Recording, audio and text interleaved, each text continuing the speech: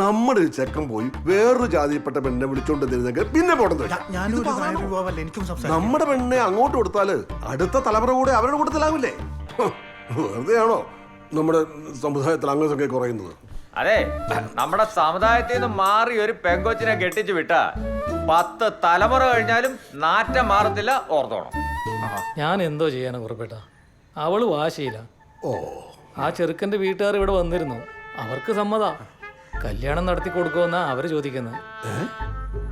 പിന്നെ അവരുടെ രീതിയിൽ നടത്തേണ്ടി വരും. നടക്കില്ല. അങ്ങനെ സകല മത സൗഹാർദ്ദ സമ്മേളന വേദി ഉണ്ടാക്കാൻ ഞങ്ങൾ സമ്മതിക്കില്ല. ഒന്നെങ്കിൽ അവരുടെ വഴി, അല്ലെങ്കിൽ നമ്മുടെ വഴി. ഇനിയും ചേട്ടൻ നടത്തി കൊടുക്കാനാണ് ഭാവമെങ്കിൽ അതിനോട് കരയോഗം സഹകരിക്കുന്നതല്ല. അല്ലേ പ്രസിഡന്റ്? സെക്രട്ടറി പറഞ്ഞ പോലെ ഞങ്ങൾ സഹകരിക്കുന്ന പ്രശ്നമേ ഇല്ല.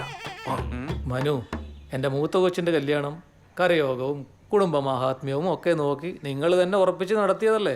എന്നിട്ട് എന്തായി? അവസാനം ആ കുലപുരുഷൻ എൻ്റെ കൊച്ചിന് ഇട്ടേച്ചും പോയി. ഡിവോഴ്സ് ആയാലെന്താ? നഷ്ടപരിഹാരം നമ്മൾ മേടിച്ചു കൊടുത്തില്ലയോ?